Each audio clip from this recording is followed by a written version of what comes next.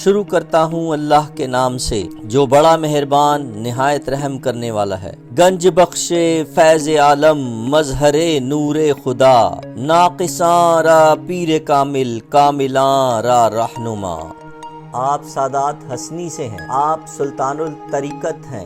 آپ کا سلسلہ نسب چند واسطوں سے حضرت سیدنا زید شہید رضی اللہ تعالیٰ عنہ ابن امیر المومنین حضرت سیدنا امام حسن مجتبی رضی اللہ تعالیٰ عنہ پر اختتام پذیر ہوتا ہے۔ آپ کے آباء و اجداد غزنی کے رہنے والے تھے۔ آپ کے دادا کا نام حضرت علی ہے۔ آپ کے والد ماجد کا نام عثمان ہے۔ آپ غزنی میں پیدا ہوئے۔ آپ کا نام علی ہے۔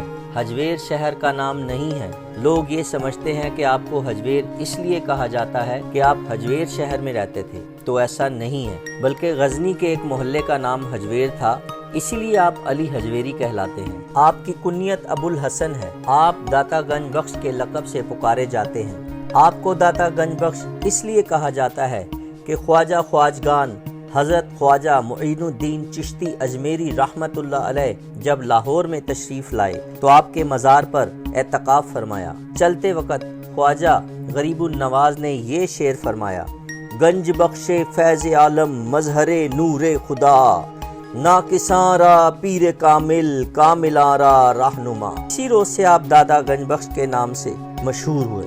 آپ کے استاد شیخ ابو القاسم تھے۔ شیخ ابو القاسم فرماتے ہیں: فقیر کے لیے حاضری مرشد سے بہتر اور کوئی چیز نہیں۔ آپ شیخ ابو الفضل بن حسن ختلی کے مرید ہیں۔ وہ مرید ہیں حضرت خضری کے، اور وہ مرید شیخ شبلی رحمت اللہ علیہ کے۔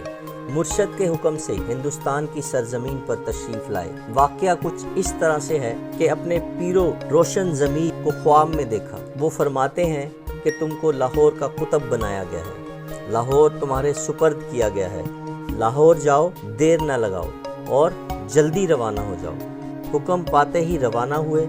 بعض لوگوں کا ماننا ہے کہ آپ حضرت سلطان محمود غزنوی کے لشکر کے ساتھ تشریف لائے، اور بعض کا کہنا ہے کہ آپ شیخ احمد جماعتی اور شیخ ابو حجویری کے ہمراہ ہندوستان تشریف لائے۔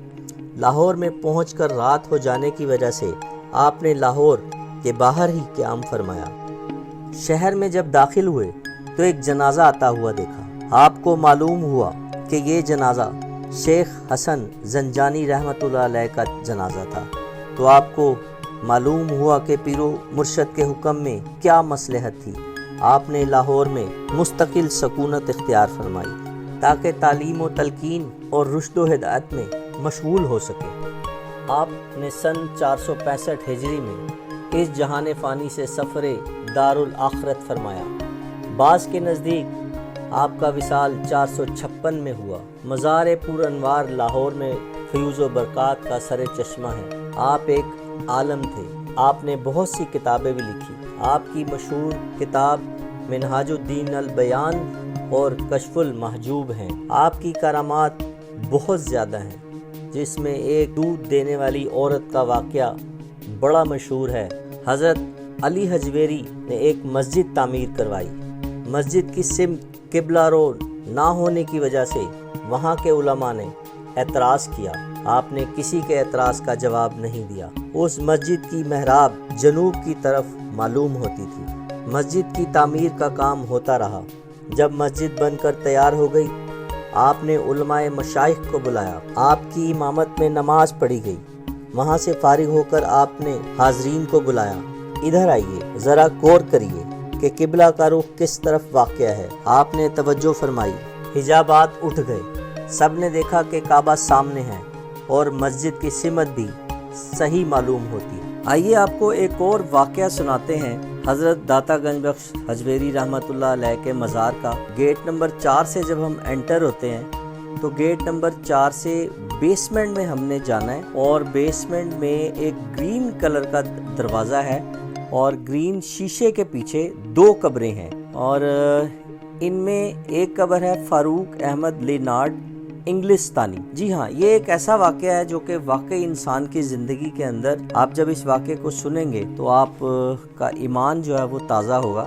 واقعہ کچھ اس طرح سے ہے کہ اب سے چند سال قبل فاروق احمد لینارڈ انگلستانی نے قرآن شریف کا مطالعہ کرتے ہوئے جب حضرت سلیمان علیہ السلام کی وہ آیت جس میں حضرت بلقیس کا وہ واقعہ جو پلک جھپکتے میں ہی ایک جو جن ہے تخت بلقیس ان کے سامنے حاضر کر دیا تھا، یہ واقعہ تو ویسے قرآن شریف میں ہم نے بھی اور آپ نے بھی کئی مرتبہ پڑھا ہے، کافی ڈیٹیل میں ہے ماشاءاللہ، اور واقعی ایمان تازہ ہوتا ہے جب ہم قرآن شریف میں اس کا مطالعہ کرتے ہیں۔ ایک حدود تھا، وہ ایک جب محفل لگی سلیمان علیہ السلام کی تو اس میں غائب تھا، تو انہوں نے کہا کہ میں حدود کو سزا دوں گا کہ وہ میری اس محفل میں کیوں نہیں ہے۔ تو حدود آیا اور اس نے کہا کہ جی میں آپ کے پاس ایک ایسا واقعہ لے کر آیا ہوں کہ ایک ملکہ ہے جس کے پاس اتنا بڑا، جس کی میلوں لمبائی بنتی ہے، سونے جواہرات سے جڑا ایک تخت ہے، تو اس تخت کے بارے میں حضرت سلیمان علیہ السلام سے وہاں پہ جو موجود تھے حاضر جن، ان سے پوچھا تو ایک نے کہا جی میں کچھ لمحوں میں، تو ایک جو ہے وہاں پر موجود جن نے کہا کہ آپ کے پلک جھپکنے میں میں یہ جو ہے نا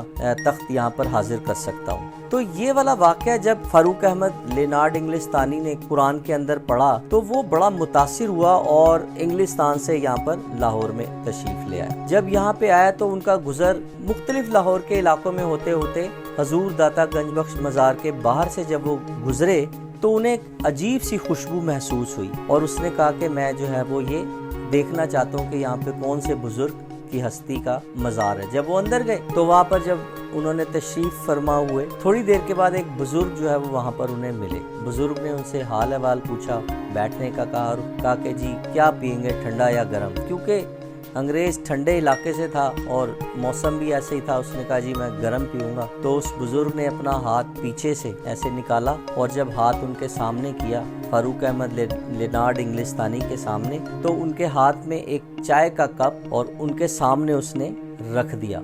جب فاروق احمد لینارڈ نے وہ کپ دیکھا تو وہ بے ہوش ہو کے گر گیا۔ جیسے ہی اسے ہوش آیا تھوڑی دیر کے بعد تو موجود وہاں پر لوگوں نے پوچھا کہ بھائی یہ کیا معاملہ ہے کہ ابھی آپ یہاں پہ بیٹھے ہوئے تھے اور ایک دم سے آپ جو ہے وہ بے ہوش ہوئے اور اب آپ کو ہوش آ گیا؟ تو انہوں نے کہا کہ یہاں پہ سامنے جو میرے بزرگ آ کے بیٹھے تھے تھوڑی دیر پہلے وہ کدھر گئے؟ لوگوں نے حیران ہو کے پوچھا بھائی کون سے بزرگ؟ اس نے کہا یار یہ کپ جو رکھا ہوا ہے، چائے کا کپ اور جو پرچ ہے، اب چائے کا کپ اور پرچ سب دیکھ رہے تھے وہاں پر موجود تھی، لیکن بزرگ وہاں پر موجود نہیں تھے۔ تو اس نے کہا بزرگ آئے تھے اور انہوں نے کہا کہ جس تخت بلقیس کے حوالے سے پریشان ہو اور یہ سوچ رہے ہو کہ تخت بلقیس آخر اتنا لاکھوں میل دور سے آیا کیسے، وہ بالکل اسی طرح سے آیا جیسے یہ کپ تمہارے سامنے آ گیا۔ اور اس میں حیرت کی انتہا اور حیرت کی بات یہ ہے کہ فاروق احمد لینارڈ انگلستانی بتاتا ہے کہ یہ کپ انگلستان میں میرے گھر میں جو کچن ہے وہاں پہ موجود چائے کا کپ اور پیالی ہے، اور میں حیران ہوں کہ کس طرح سے ایک سیکنڈ کے اندر اندر جو وہ یہاں پر موجود ہے۔ تو یہ وہ کرامات ہیں جو حضور داتا گنج بخش رحمت اللہ علیہ کے، اور اس طرح سے کئی ایسے واقعات ہیں جو کہ ہمیں کتابوں میں پڑھنے کو ملتے ہیں۔